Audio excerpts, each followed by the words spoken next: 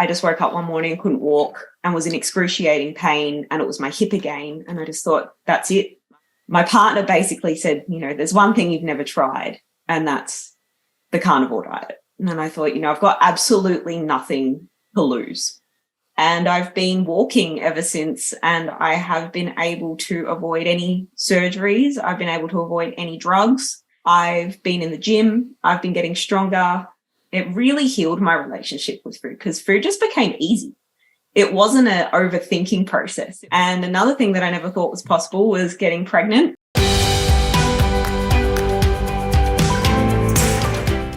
Well, Betty, thank you. How are you? Good to see you. Where are you located? I'm good, thanks. I'm in Victoria. I'm in country Victoria in Australia. Well, we have Lark, who is, I think, somewhere near you. I know she's also somewhere in Victoria. And so I don't know if you guys know each other, but she's a regular here. And so it's good to, we usually just do this meeting at 9 a.m. Pacific time, which is inconvenient for our Australian folks. So glad to have you here. Well, I was kind of reading a little bit about your background, and so why don't you just go ahead and, if you don't mind, share a little bit about who you are and some of the stuff you've been talking about and dealing with over the last, couple of years, I suppose. I've always had, health issues. I've always been the kind of sick kid, never really known what was wrong with me. Actually, when I was in my 20s, I started a business, and it was a cake business. So I was a cake decorator and caterer, and I definitely fell into the world of veganism. That was a huge thing for me, and still continued to have health issues, never knowing what was wrong with me. When I was a teenager, I found out that I was having knee dislocations since the age of 7. When I was 13, I was told that I was going to need bilateral patellary alignments. And if I didn't have them then, when I was 15, I was going to have complete total knee replacements. And then I thought I was just this sick kid, and always sort of told I was the sick kid. Didn't think anything of it. When I was in my 20s, I got really quite ill, ended up again off my feet in my late 20s. Was told that I would need a total hip replacement, but again, with no one to tell me why I've had these joint issues. And then continued, doing what I was doing. I was a bit of a workaholic. So running my own business, working in cafes and things like that, pretty much working my body to the bone. And again, living a vegan, vegetarian lifestyle. And then I met my partner about 4 years ago now. And he actually said to me, "Oh, you sound like Michaela Peterson." And I kind of dived into the world of her and what she was doing. I thought, wow, I do sound like this woman. And I heard about her diet, the lion diet, and I just thought I could never do that. And I was also studying nutrition at the time in a mainstream university in Melbourne. So my whole notion of what nutrition was the complete opposite. And I thought, oh, that's great, but she's just an anomaly. And I could never do something like that. During COVID and the lockdowns, that was really hard because both me and my partner lost our jobs in Victoria. We had some of the strictest lockdowns in Victoria and the longest as well. We weren't allowed to travel more than 5 kilometres out of our homes. Yeah. And at the time I was working for the Melbourne Football, and I was also doing my catering business and supplying cakes to cafes and stuff like that.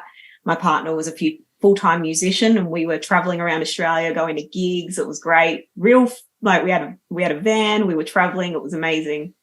And then when the lockdowns happened, both of us lost our jobs essentially. And there was nothing really for us, no kind of compensation. There was some government payments because I worked at the MCG, but that was about it. All the catering stopped, all the music gigs stopped. My partner fell back on his trade career, then that stopped as well because even tradesmen had restrictions. And then we decided to start a food van. And when we started the food van, again, my focus was vegan, vegetarian. I did do keto, but it was usually vegan keto. Lots of protein smoothies, but using plant-based items. And that's huge, especially in Melbourne when we were living in Melbourne. It was really big, especially the area we were in. And it was going all right. But then it just completely took a toll on my body. And then one day I just was starting to get some knee pain and couldn't work out what was wrong with me. And next thing I know, I just woke up one morning and couldn't walk and was in excruciating pain, and it was my hip again. And I just thought, that's it. I need the hip replacement now. Like, it's just gotten to that point. I've pushed my body. I'm now 32 and I'm going to need this hip replacement. Ended up getting a second opinion. And when I did, I'm so glad that I did, because the new doctor that I found in Melbourne diagnosed me with a condition called Ehlers-Danlos syndrome, which is it's a collagen deficiency. And there's like a whole stack of different types, but usually the main thing that it affects is usually your joints and your heart. So in that time, I was diagnosed with that.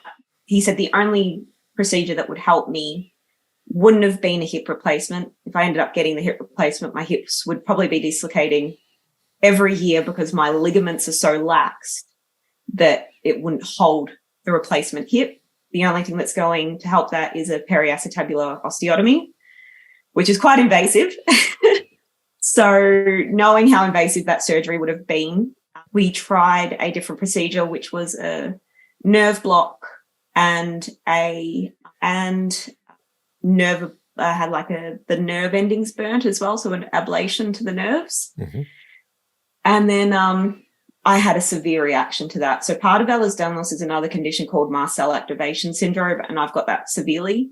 So I'm a bit of a unique case, as I thought I was, but seemingly not so. I'm allergic to excipients that are in pharmaceuticals.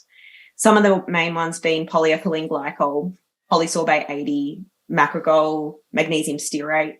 These are used in most pharmaceuticals, and I didn't know until a few years ago. I started having anaphylactic reactions, needing epinephrine injections, and found out again I had these allergies at the time, not realizing it was part of the Ehlers-Danlos syndrome. When I got diagnosed with it, this doctor put everything together and was like, okay, mast cell activation is a part of Ehlers-Danlos syndrome as well. Another issue is having GI distress and irritable bowel syndrome. And I had everything going on. So I knew at the time that just avoiding as many pharmaceuticals as I could to be on the safe side would be ideal. But we tried the nerve block and they were amazing. They made sure I didn't have any of the excipients used. However, I seemed to have a reaction possibly to the steroid that was used. And then I couldn't walk for about a month and I was in excruciating pain. I had nerve pain. Basically just saying, well, there's nothing we can really do. It's probably going to lead into you needing the hip surgery. And I just remember one day, like I was just crying in pain, not sleeping or anything. And my partner basically said, there's one thing you've never tried, and that's the carnivore diet. And I thought, I've got absolutely nothing to lose. I've only got things to gain. And if I try this diet and it doesn't work, whatever, I've just eaten some steaks. And I tried it. And within about 2 weeks, I was walking, I was painting the deck with my partner. I was out of all of my pain. I had no nerve pain. It was almost like a miracle. And I've never had that in my entire life. But I still struggled to eat that way, I guess. It was very new for me, especially coming from the vegetarian background. And I just thought, I can't sustain this. Like, this is just not working for me. I did have issues with my digestion at the time as well.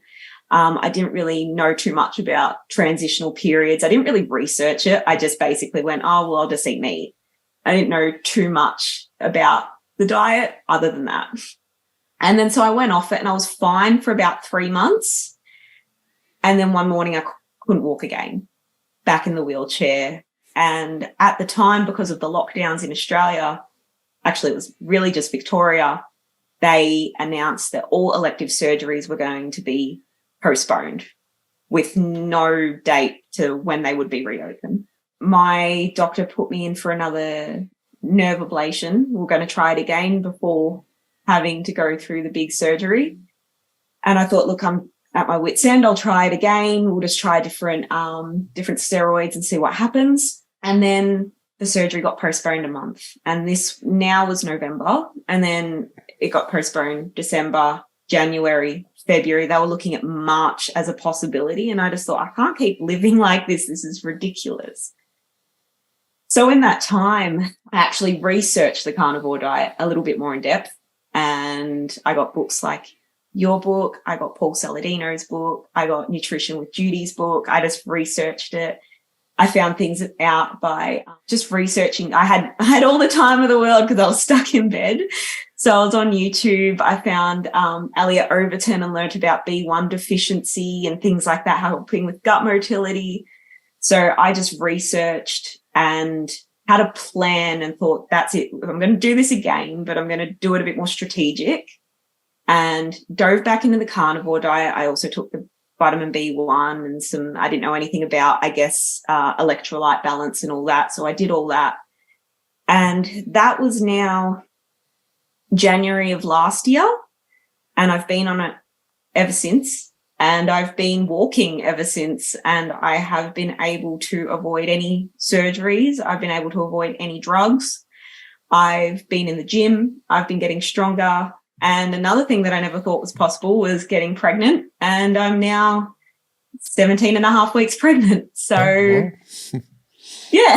Congratulations. That's awesome. Do you know? Thank you. Boy, girl, do you know yet? Or yeah, we're having a little boy. oh, so nice. Awesome. Very good. Well, that's a lot of stuff to go there. And I really feel bad, particularly for people in Australia and particularly Melbourne or Victoria, because it was at 500 and something, the world's longest continued lockdown, courtesy of, what is it, Dan Andrews, is he still the, whatever you call there, the, not prime minister, but the, I don't know, what's his title? What was his title? So he's the, he's the, God, it's even gone out of my mind. I don't know. The premier, that's the word. Yeah. The premier of Victoria. And he somehow got back in again at the last election, considering what's happened over the past couple of years. He got back in. What the next term's going to hold for us, it's still a bit up in the air, but hopefully nothing as drastic as it has been. But well, goodness, I'm just curious because, I'm an orthopedic surgeon, so I'm very familiar with, some of the, particularly periacetabular osteotomy. I mean, that is a big procedure. It's, usually it's done to get more coverage over the hip in case it's unstable. And that's usually what it's being done for. And so the nerve blocks were primarily for pain, correct me if I'm not mistaken. Is that primarily where they were talking about doing that, right? Just for pain is typically why those are done. Yeah, he was trying to just kind of, I guess, mitigate the pain, and he thought if we could sort of get me out of pain and prolong, I guess, the need for the surgery. And if I could, because at the time I couldn't even do physiotherapy. I was in so much pain. So if we could sort of get me to a point where I wasn't in pain, I could see a physio and see if I could just sort of help strengthen, I guess, the muscles around the area as well. I just had the complete opposite experience to what he was expecting with the procedure. Yeah, sure. And did they ever you had Ehlers-Danlos and surprising, the first time I ran into someone with Ehlers-Danlos syndrome that actually responded to carnivore, I thought that was really, really, it really shocked me because it's, as you now probably know, it's a genetic disorder. And it's like, why would a diet impact a genetic disorder? But apparently, the genetics kind of sort of like some people say load the gun and the environment pulls the trigger. And I says, if you change your environment, sometimes that genetic genotype is not expressed phenotypically, whereas, you may have the problem, but it doesn't rear its ugly head unless the conditions are right. I unfortunately have never been to Australia. I lived in New Zealand for a couple of years, many, many years ago, but I've not made it down to Australia. And just watching kind of Australia deal with this pandemic over the last couple of years, it was kind of sad for me to see, how sort of draconian it was, and so I was very frustrated to see that. And I know I read somewhere that you had some exemptions you had to get or something like that, so you could avoid certain mandates and things like that.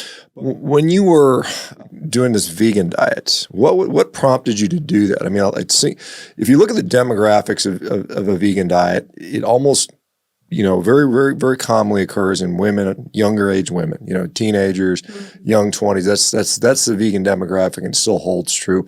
And I don't know if your partner, was also into that or not, and sometimes the men get sucked in because the women bring them there sometimes. But what drove you to try veganism in the first place? What compelled you to do that? And, how do you, I don't even think you need to use the word justify, but how do you reconcile now that you're not doing that? Talk about maybe the mental side of that for a bit. Yeah. Well, it's quite interesting because I grew up in a very traditional Italian family. Mm-hmm. So it was very meat-based, actually. Nonna made homemade salamis and things like that. So it was very carb and meat-based, I guess, pastas and things. But definitely never, it was meat-centric, most of our food growing up.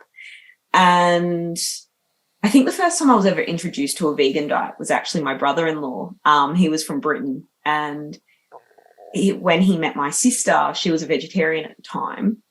And then they were vegan vegetarian. And that was sort of the first thing that introduced me to it. I didn't really know much about it. When I was a teenager, because of my knee surgeries, I actually spent quite a long time. They were 8 months apart. And I spent a couple years in a wheelchair learning to walk again because of the damage I had done. And the rehab took a while. And I was quite scared as a child because every time I straightened my knee prior to my surgery, my knee would dislocate. Mm-hmm. So the physiotherapy would scare me, even just a physiotherapist saying, straighten your leg. I'd be like, no, I can't because it's just going to dislocate. And I was 13. I didn't really understand much. I ended up being in the wheelchair for quite a while. And I copped a bit of bullying at school. And this wasn't just by my peers, but by my teachers. And one thing that happened, being in the wheelchair and being sedentary and quite depressed, I put on quite a bit of weight and was picked on for that as well, which then led me to develop anorexia.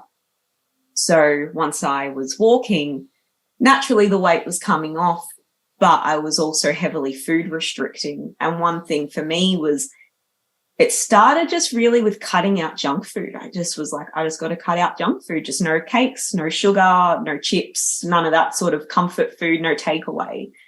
Then next thing I know, it was, oh, well, I've heard pasta's fattening, so no pasta. Next thing was sort of like, well, and I think it just kind of came from there. Well, what else is fattening? Oh, well, fat itself, no butter, no fat on meat. I was notorious for being meticulous with cutting every inch of fat off my meat. And then it was like, well, eggs are fattening, can't have eggs. I could have egg whites. So then it just sort of became this thing of I was living off of like egg white omelets, grilled chicken and salad. And then it just ended up being like, I think it's quite interesting going back to the mentality of it because the restriction and I guess the obsessive compulsiveness just sort of took over. At the time, my father got quite ill and I couldn't control much in my life, but I could control what I ate. And that helped with me feeling like my life was in control. So the food restriction then ended up being basically salad and fruit was all I ate. And it made me feel good because I was like, well, I'm avoiding all fats and things that I guess they say about conflicting information, but things that, like saying cholesterol and eggs are bad and things like that. So it was just easier to cut it all out. And also it gave me that sense of control, especially when my father got quite ill. I was just like, this is something in my life that I can control. And then I think it just became habit after that. I got really sick. And I actually got Epstein-Barr virus and didn't know. And I was already sick from the anorexia and I dropped quite a lot of weight. But I was at the age of 19, 5'1", and I went down from about 45 kilos to 32. And I got Epstein-Barr at the time and my body just couldn't fight it off. Another issue that happens with Ehlers-Danlos is easy bruising and bleeding issues, which I've always had. So I bleed quite a lot. And during that time, I guess because I was so malnourished, that all got really exacerbated. I had huge wounds that wouldn't heal, nosebleeds. I lost my menstrual cycle at the time. And I was just in so much physical pain. And I saw a naturopath who was a vegan. Mm-hmm. And she basically wrote me out a diet that was a vegan diet. And I'd never had any dietary advice prior to this. So for me, it was just like, prior to that, actually, I never even ate soy, but she advised me that milk was bad. So I never really, I guess, healed my relationship with food at the time, but I did start eating more. So I started gaining the weight back. However, the foods I was eating were things like tofu, soy milks, lots of seed oils. She really promoted the seed oils and vilified any animal fat. I was eating more, and I did gain weight, and I did recover from my eating disorder slightly, but I was still in the restrictive mindset and was eating this vegan diet. And then one issue that arose was because I was consuming so much soy food, I started getting cysts in my breasts. And again, doctors could just not tell me why. And it wasn't until I saw a traditional Chinese medicine doctor that said to me, you need to stop eating soy. That's why you're getting them. And I was just like, well, if I stop eating soy, what am I going to eat? And I went more into like the vegetarian sort of world. So I started bringing back foods like eggs and things like that. At the time, this would now have been about 10 years ago. So the vegan thing was still pretty new. I didn't know too much about it on a nutritional standpoint, but I'm like, well, I'm being told that it's healthy. I've got a naturopath that's telling me to eat this way. Now I've cut out the soy, but I'm having some eggs. So I went more into the vegetarian world, but I still had the fears around animal fats and things like that. I still just had in my head that, no, they're bad for you. And I thought, well, I want to dive deeper into the world of nutrition. So I actually started studying a Bachelor of Nutrition. And again, everything that I learned there was animal fats are bad for you. And even when we had to work out our protein needs for the day, it was something ridiculous. My protein needs was like 30 grams per day. And I believed it. I was like, oh, that's all I need. You know, I'll eat a couple eggs. Maybe I'll have a rice protein smoothie. And I've hit my protein needs for the day, not realizing that I was still malnourishing myself. But that's what I learned at university doing a bachelor's in nutrition. And it's so funny from what I know now. It's just like, that is not enough protein whatsoever. But it's quite interesting because they're still teaching that too. But that was sort of, I guess, my journey into veganism. And then it started getting trendy. I guess everyone I met was vegan. And every time I went to a party, it was vegan. And then I worked at a vegan restaurant. And so all I ate there was vegan. It was a vegan Mexican restaurant. And it just became, I guess, the norm of my life, really. And everyone was sort of doing it. And I just continued to do so, and still thinking that, I guess, meat and animal fats were bad. Well, I'm just wondering, you know, I mean, obviously going from vegan to vegetarian is a huge difference because, you know, just putting a little bit of eggs and maybe, I don't know if you put dairy or not in there, but that often, some people consider fish almost vegetarian for some reason, you know, kind of the pescatarian type of thing. You know, you had the knee dislocations, and so for people who don't know, that was something I used to fix a lot, you know, particularly in girls, they would dislocate to the outside, and we would sometimes. There's a couple different surgeries they do. One of the more recent ones called a medial patellofemoral ligament reconstruction, where you build the ligament back up on the inside of the knee to keep it from pulling out of place. I don't know if that's what they ended up doing for you. It might have been. That was about the time those started becoming very popular. But yeah, you know, I can see where, you know, you were hesitant to straighten your knee out because when your kneecap dislocates, it's not a fun experience. You went from, you know, very, very sick, but you were able to, so the vegan naturopath gave you enough food, you know, to kind of get you out of that really, really bad time. Is that fair to say? Yeah. She gave me enough to, I guess, get out of the extreme malnourishment and weight loss. Yeah. Okay. And what did she recommend you include that you weren't? You said soy, right? So that was, and soy, and to be fair, soy is, from a protein standpoint, among the plant proteins out there, it's one of the more, I guess, complete proteins. It has a decent amount of leucine in there, but there are some problems with it for sure.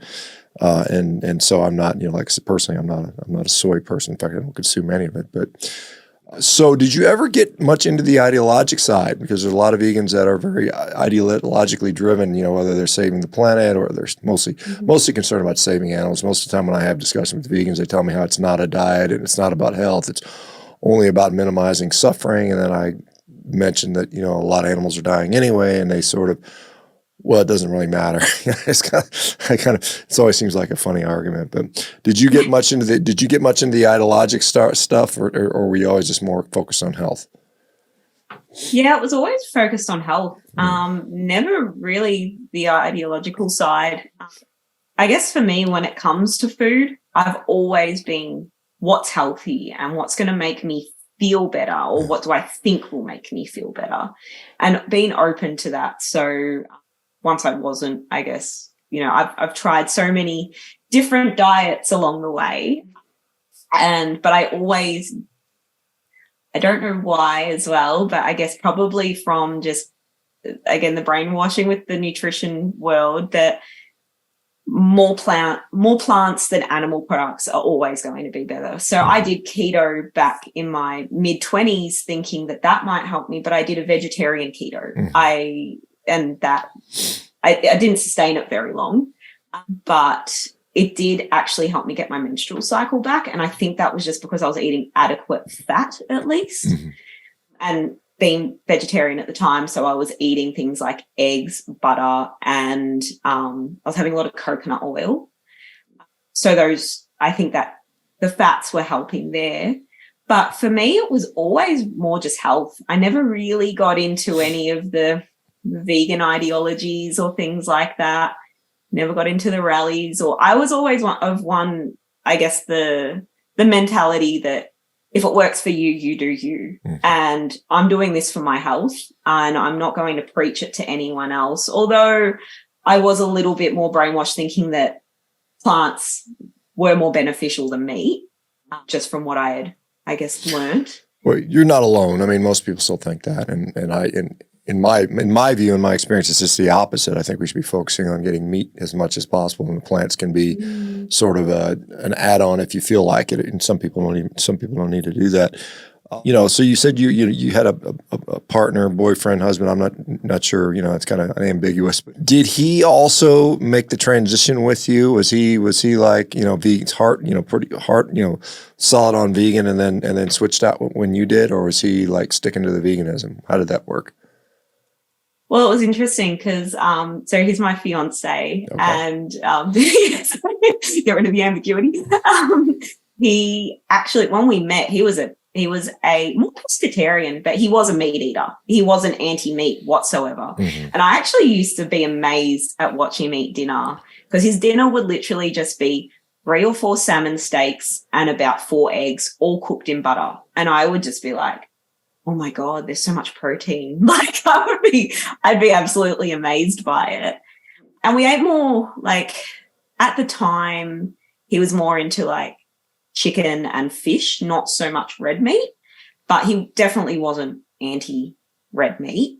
Prior to us meeting, back when he was younger, because he was a kickboxer, he actually went raw vegan, and he did it for the same reasons of health. He never did it for ideological reasons. He just thought, oh, this might make me perform better, and actually made him, it really impacted his health actually, and his ability to fight in the ring. He just couldn't, and realized that essentially it just didn't work at all. And he dabbled in it for a bit and then left it. But he was definitely probably one of the biggest influences, if not the biggest influence for me, even trying the carnivore diet and reintroducing meat back into my diet. When we first met, he would always say, your food has too many plants in it. It's too green. Or if I cooked a meal, he would be like, he wouldn't be able to handle the amount of, I guess, this, like if I would make a stir fry and it would just be full of vegetables, he wouldn't be able to handle it, sort of thing. It would just be too much. So he was a big influence. And he also, again, like I said, was the one that introduced me to Mikhaila Peterson. And he was like, I think there's something in this. So yeah, he was a big stepping stone for me, even thinking that I needed to start eating meat again. Yeah. It's pretty often men are pretty easy to persuade to go back to eating meat. It's not that hard. But let me ask you about the Ehlers-Danlos syndrome, because, a lot of people, it's associated, as you mentioned, mostly with joint subluxations or dislocations. Subluxation is kind of a partial dislocation. Has that improved for you since you're going on carnivore? Is this like the patella seem more stable? The hip feels better? I don't know whether joints might have been affected, but has that generally been better for you? Yeah, so since I went on carnivore, I guess this was the second time around, because like I said, the first time I tried it, I didn't sustain it very long. And then the second time, which I started January last year, I hadn't had any dislocations or subluxations through the past year. I did have one subluxation, but I started to reintroduce food. And I think I just did it way too early. And it was just at one of those points where I'm like, I just started getting a little bit over just eating meat. And I thought, I'm just going to bring in some foods. And I didn't go overboard. I actually followed more of, I guess, I'd say Paul Saladino's carnivore adjacent diet. Mm-hmm. Started bringing in things like lettuce, cucumbers, strawberries, some fruits and stuff. And I was actually at the supermarket and my hip just popped out. And I was like, okay, clearly my body's not responding well to some of those foods. I know what the cure is, 100% carnivore. And I just did 100% carnivore the next day. And within about a week, I had no hip pain again. I haven't had to take any pain medications whatsoever in the past year. Other joints that I have had issues with were my fingers and my shoulders as well. Mm-hmm. So they would just pop out willy-nilly. Yeah. If I was opening a jar of something, I would easily just pop my thumb out of place and I'd have to pop it back. I have had none of that since being carnivore. The only time is, as I said, when I've tried to reintroduce food and it just wasn't working.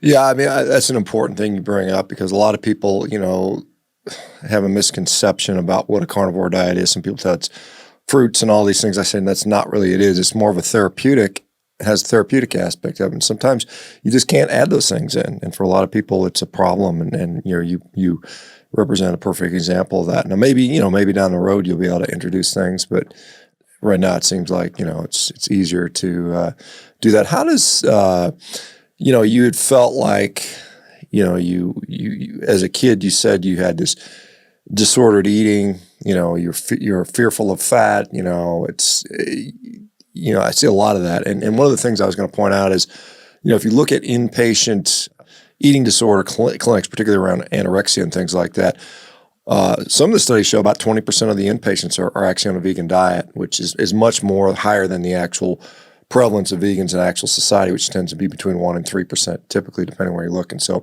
a high number of eating disorders are reflected in that. And some people use that as a way to continue their eating disorder. But how do you feel with your relationship with food now? I mean, do you have these weird thoughts about guilt or perseverating about food, or is it more freeing and relaxing for you?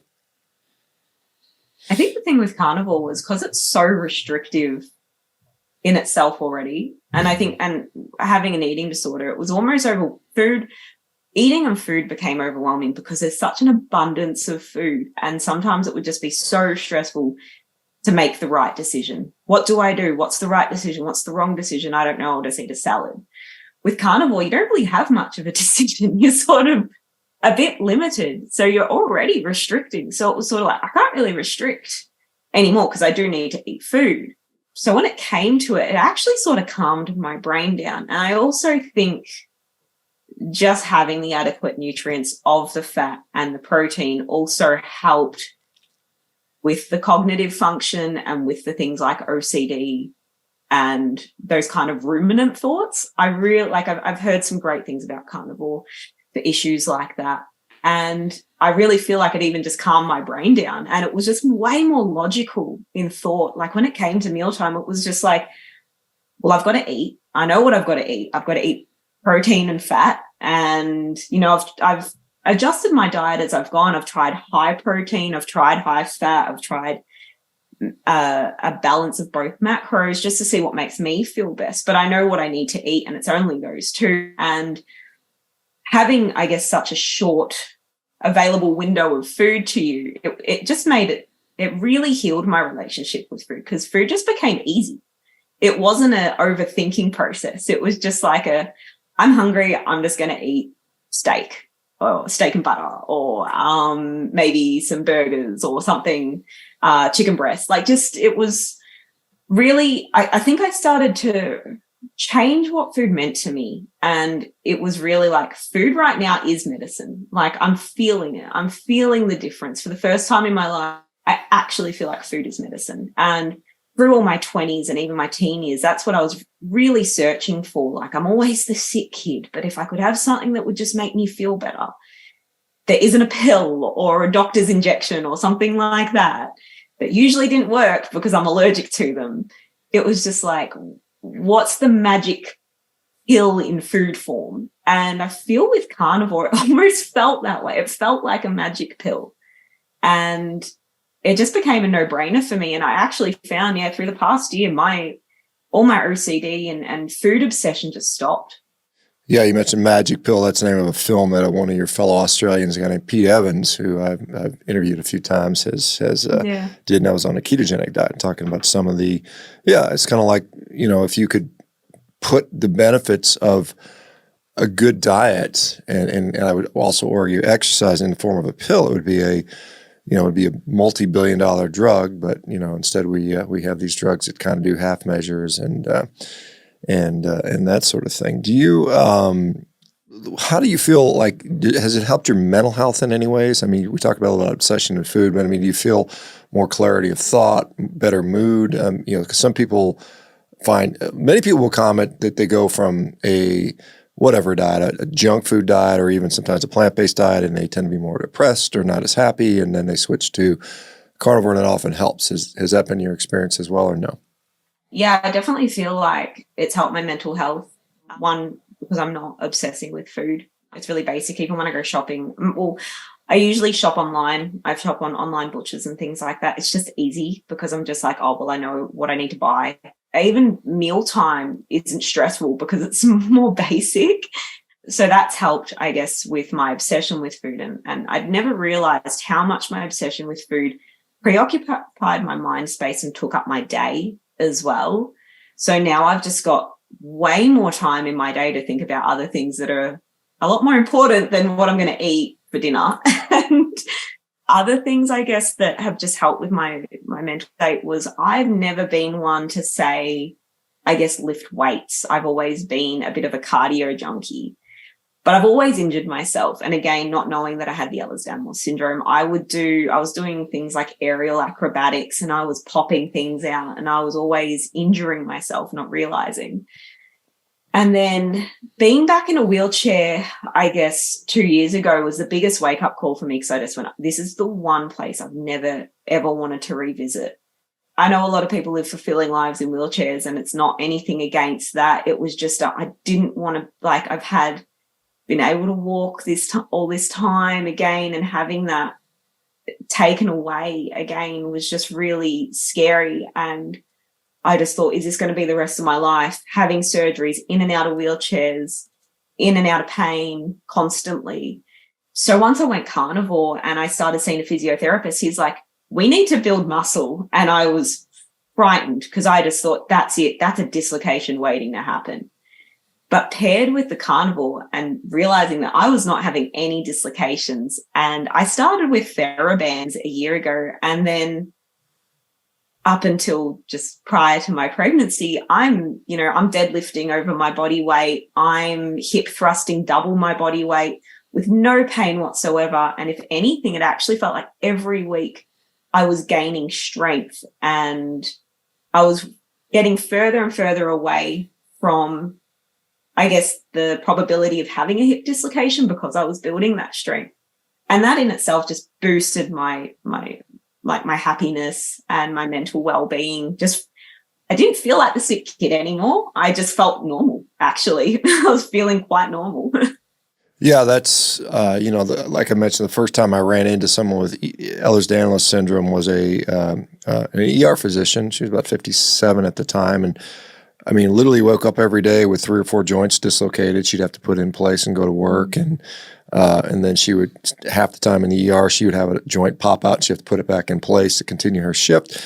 She went carnivore, and within a month, she stopped having all dislocations, started going back to the gym, getting stronger. And last I'd spoken to her, and it's been a few years since I've spoken to her, but it had been a couple of years at that point, no more dislocations. So that's a good thing. So if you can continue on a high quality diet and continue the strength training, maybe they'll protect your joints for the long run, because you got a lot of years ahead of you, and you got to be a mom, and you're going to want to be able to run around and play with the kiddos, and that's a good thing.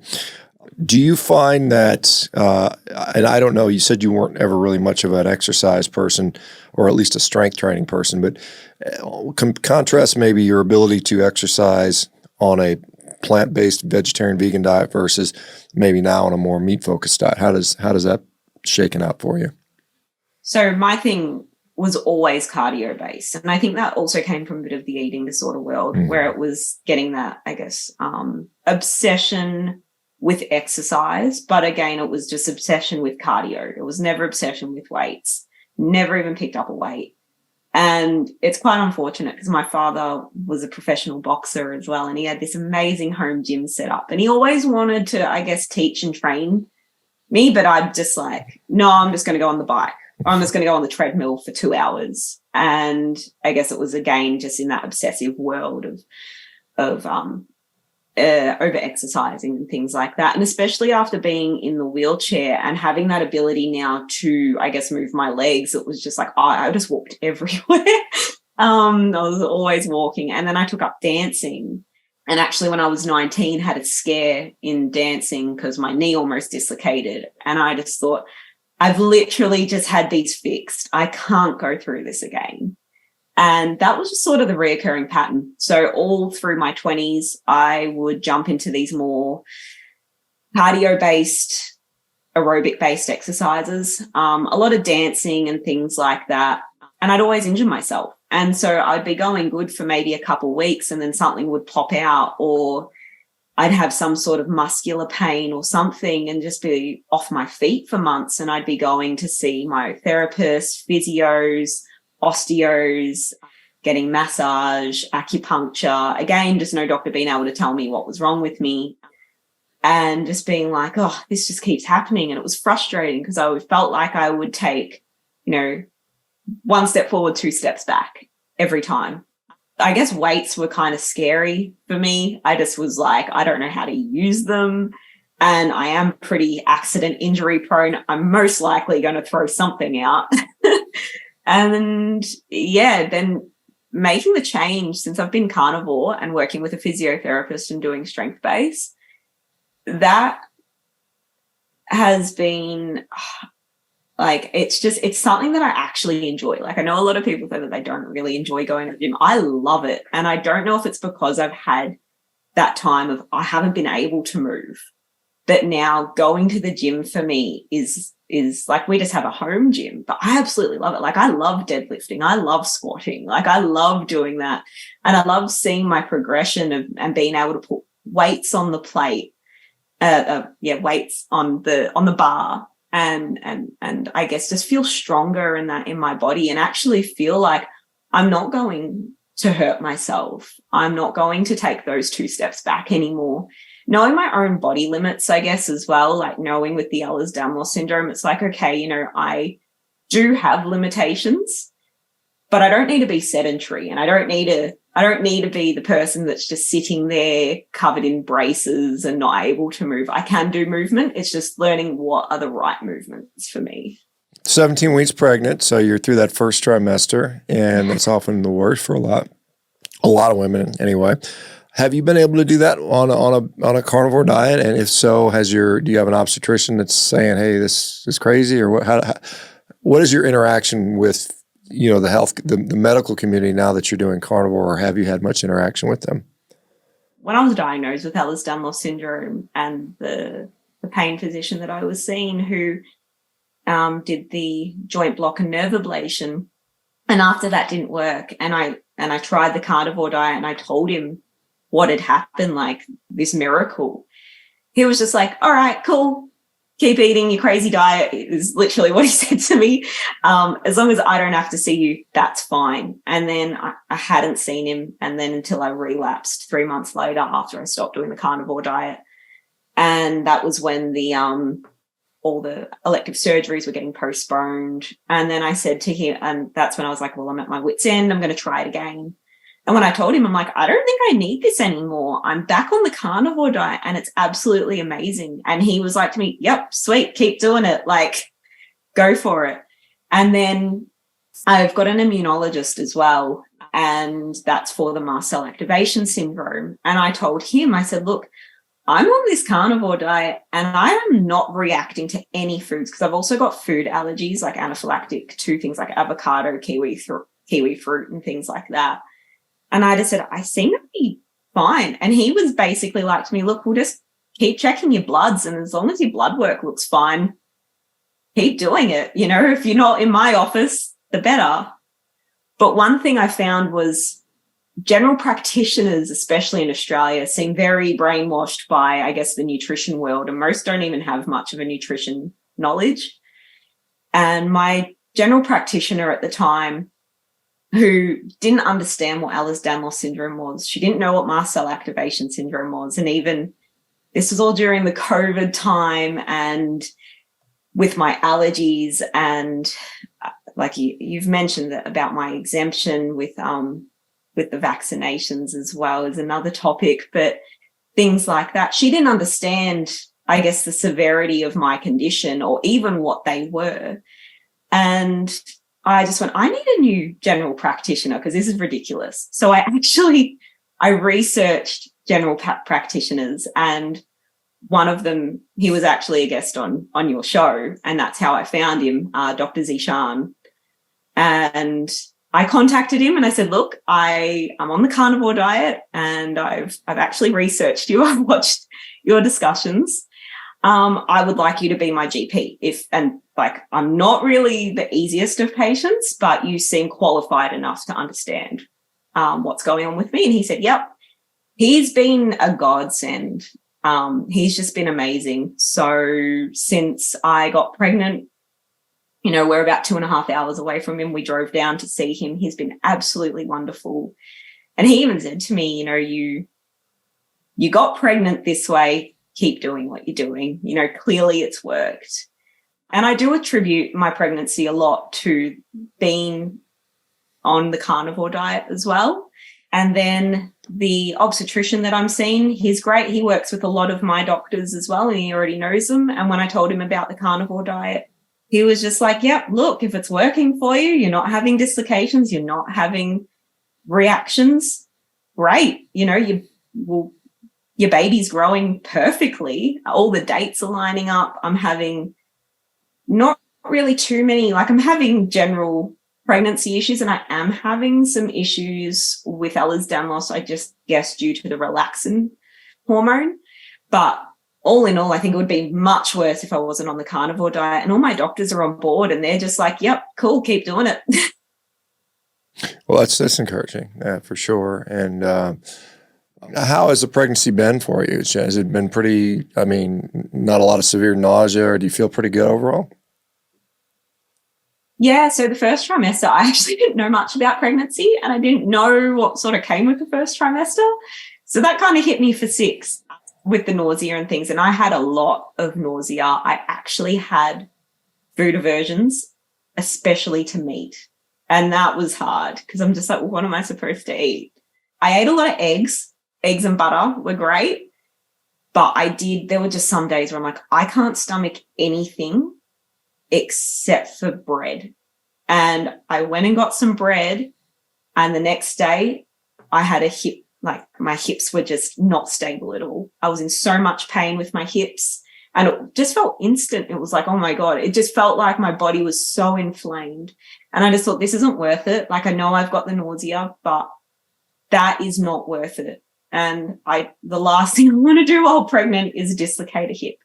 I was like, all right, we'll take the bread out and try eating the meat again. there was a big patch there where I could really only tolerate eggs and chicken. I couldn't do red meat whatsoever.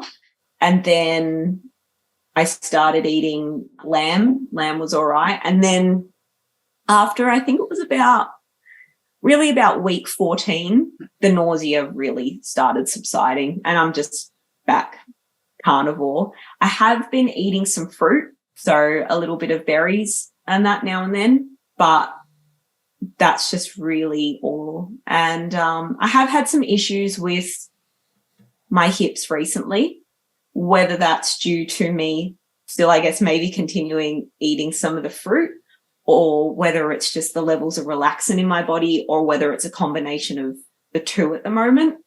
All in all, it's been okay.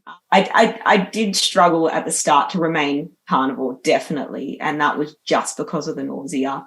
But now it's getting much easier. Do you still have a food truck? I don't. No. Okay. Yeah. So you're not producing a bunch of vegan food anymore.